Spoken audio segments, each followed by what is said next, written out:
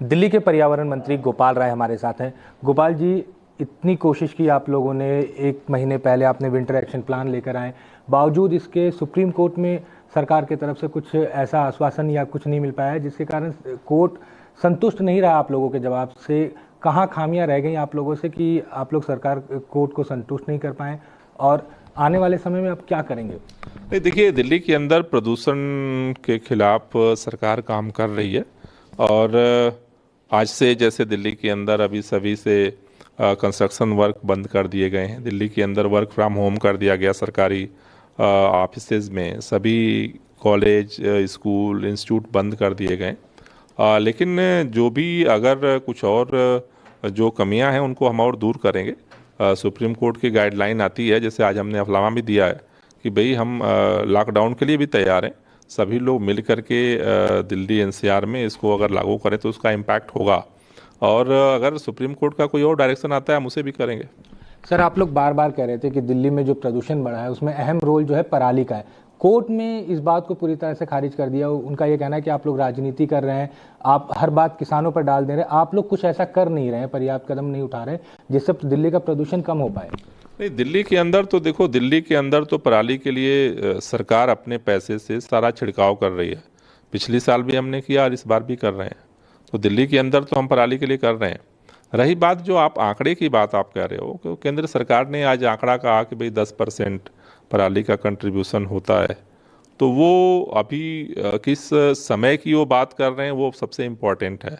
क्योंकि मैं अक्टूबर के सारे आंकड़े देख रहा था, तो अक्टूबर में जो प्रदूषण का स्तर था इसी दिल्ली में, वो पिछले 5 साल में सबसे कम था। अगर अक्टूबर की बात अगर आप करोगे तो पराली का कंट्रीब्यूशन इस साल तो शायद 4% भी ना हो, क्योंकि जब बारिश हुई तो फसल की कटाई तो हुई नहीं। लेकिन दिवाली के बाद दिल्ली के अंदर प्रदूषण की स्थिति में एकदम से चेंज आया। अक्टूबर का आंकड़ा अगर आप देखो और अभी दिवाली के बाद से 10 दिन का आंकड़ा आप देखेंगे तो जमीन आसमान का फर्क है। उन्हीं आंकड़ों के आधार पे ही तो हम सारी बात कर रहे हैं। 10 दिन के दौरान केंद्र सरकार की संस्था सफर ने जो आंकड़े जारी किए, उसने सफर ने कहा कि मैक्सिमम 48% तक पराली का कंट्रीब्यूशन रहा है। तो जो कोर्ट में केंद्र सरकार ने बोला और जो सफर इस 10 दिन का बोला, उन दोनों में क्या उनके आधार क्या हैं वो तो वही बता सकते हैं। लेकिन मेरा ये स्पष्ट मानना है कि अलग अलग समय में अलग अलग स्थिति होती है। रही बात आंकड़ों की, वो एक तरफ है। दिल्ली सरकार जो भी कदम हमने उठाए हैं उसके अलावा भी जो जरूरी कदम होंगे दिल्ली सरकार उसको उठाएगी। सर, कोर्ट ने एक टिप्पणी की कि सिर्फ पराली, धुआं, इससे ज़्यादा डस्ट पॉल्यूशन है, कि ज़्यादातर जो कंट्रीब्यूशन है डस्ट पॉल्यूशन का है। फिर जो गाड़ियां हैं उनके धुएं का योगदान है दिल्ली के प्रदूषण में। आप लोग इस पर क्या ऐसा, क्योंकि डस्ट, आपने एंटी डस्ट कैंपेन चलाया लेकिन उसका कुछ ऐसा इम्पैक्ट होते हुए दिख नहीं रहा है, तो कहीं ना कहीं खामी रह गई है सरकार से, या कुछ और आप इस पर आप लोग करेंगे? देखिए, अभी आज के डेट में रियल सोर्स किसकी वजह से पोल्यूशन है इसका किसी के पास कोई आंकड़ा नहीं है। अभी कुछ दिन पहले किसी संस्था ने कहा कि 50% कंट्रीब्यूशन व्हीकल पोल्यूशन का है। इसलिए हम सारे पे काम कर रहे हैं, चाहे व्हीकल पोल्यूशन हो, चाहे डस्ट पोल्यूशन हो, चाहे बायोमास बर्निंग का हो, चाहे पराली का दिल्ली के अंदर हो। हम सभी पहलुओं पे काम कर रहे हैं। और इसीलिए आज कंस्ट्रक्शन साइट जो है आज से बंद की गई। उसका पर्पज यही है कि 3 दिन के लिए बंद की गई कि भाई अभी हम एंटी डस्ट कैंपेन चला रहे थे, लेकिन आज से कंस्ट्रक्शन साइट बंद करने का आदेश इसलिए दिया गया कि डस्ट पोल्यूशन को और कंट्रोल किया जाए। उसके लिए और जो करना है उसको और भी हम प्रयास करेंगे कि जिससे कि और भी कम हो सके।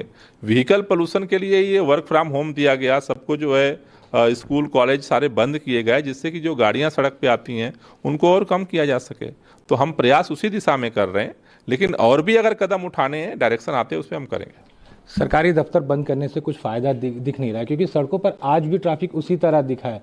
तो जब तक प्राइवेट जो ऑफिसेज हैं उसमें कुछ वर्क फ्रॉम होम का कल्चर नहीं लाया जाएगा, तब तक उम्मीद कम दिखता है कि ये ट्रैफिक कम हो या इस तरह का इससे पॉल्यूशन कम हो। इसको लेकर क्या आप लोग आने वाले टाइम पे जो प्राइवेट सेक्टर्स हैं उनसे कुछ रिक्वेस्ट करेंगे या कुछ ऑर्डर देंगे उस पर? नहीं, उनके लिए एडवाइजरी भी जारी की गई है। और मैं निवेदन करूंगा कि सभी लोग, देखो, ये पोल्यूशन की लड़ाई सभी लोग मिलके जब आगे बढ़ेंगे तभी इसको जो है कंट्रोल किया जा सकता है। गाड़ियाँ सबकी हैं, कंट्रीब्यूशन सबका है, तो सभी लोगों को थोड़ा सा सहयोग करना पड़ेगा। सरकार को और भी कदम उठाने पड़ेंगे तो उठाएंगे हम।